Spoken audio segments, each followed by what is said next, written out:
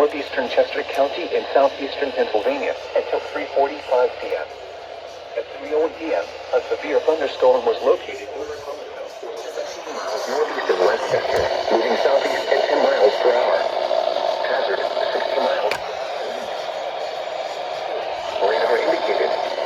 Intact, damaged roofs, siding, trees, and possible. Locations impacted include Norristown, Phoenixville, West Norton, East Norton, Collegeville, Royersford, Trapp, Schweittsville, Valley Forge, Powley, King of Prussia, Skipwick, Spring City, Malvern, Chester Road, Hillville, Cooper, and the Root Belt. This includes the following highways: 320 and 327. Northeast extension near mile marker 23.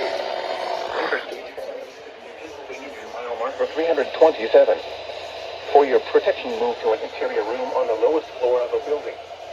Repeating, a severe thunderstorm warning has been issued at 3:45 p.m. for the following counties in Pennsylvania: